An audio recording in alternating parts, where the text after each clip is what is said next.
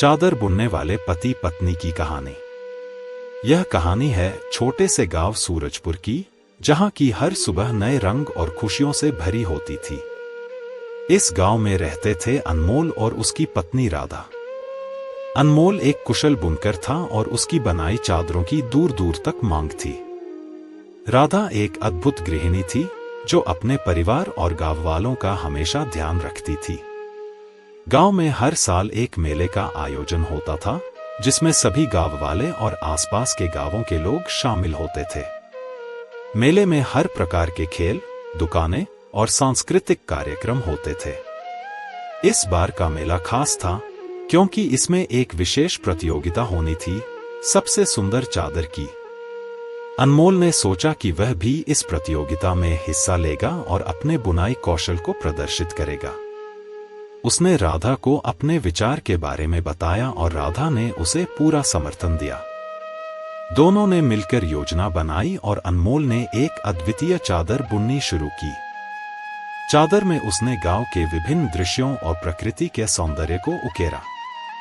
उसने इसमें सूरज की किरणें, चहकते पंछी, बहती नदी और फूलों के बाग को जीवंत रूप में पेश किया। चादर बनाते समय अनमोल और राधा ने बहुत मेहनत की। अनमोल ने अपनी कला का उपयोग करते हुए हर धागे को बड़ी सावधानी से बुनाई की और राधा ने उसकी मदद की। उनके घर में हर दिन मेहनत और उत्साह का माहौल बना रहता था। धीरे धीरे चादर अपने अंतिम रूप में आने लगी और उसका सौंदर्य देखते ही बनता था। मेले का दिन आ गया और अनमोल अपनी बनाई चादर को लेकर मेले में पहुंचा।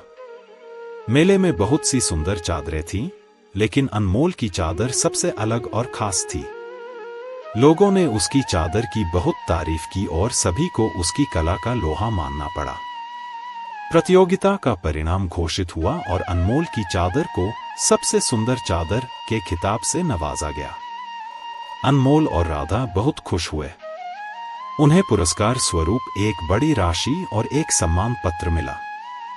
गांव के लोग भी अनमोल और राधा की इस सफलता पर गर्व महसूस कर रहे थे। इस सफलता के बाद अनमोल और राधा ने सोचा कि वे इस पुरस्कार राशि का उपयोग गांव के बच्चों की शिक्षा के लिए करेंगे। उन्होंने गांव में एक छोटा स्कूल खोला, जहां बच्चों को निःशुल्क शिक्षा मिल सके। स्कूल में न केवल शिक्षा बल्कि कला और हस्तशिल्प का भी प्रशिक्षण दिया जाने लगा, ताकि बच्चों को भविष्य में अच्छे अवसर मिल सके। गांव के बच्चों और उनके माता-पिता ने इस पहल का स्वागत किया। धीरे धीरे स्कूल ने गांव में शिक्षा और कला का नया दौर शुरू किया। अनमोल और राधा की मेहनत और समर्पण ने पूरे गांव को एक नई दिशा दी। इस प्रकार अनमोल और राधा ने न केवल अपनी कला से सफलता प्राप्त की, बल्कि अपने गांव के विकास में भी महत्वपूर्ण योगदान दिया। उनकी कहानी हमें सिखाती है कि अगर हम अपनी मेहनत और लगन से कुछ करने की ठान लें, तो हम न केवल खुद सफल हो सकते हैं, बल्कि दूसरों के जीवन में भी सकारात्मक बदलाव ला सकते हैं। सूरजपुर गांव में आज भी अनमोल और राधा की कहानी हर किसी के दिल में बसी है। उनकी कहानी प्रेरणा का स्रोत है और हर कोई उनसे सीखता है कि सच्ची मेहनत और निष्ठा से किए गए काम का फल हमेशा मीठा होता है।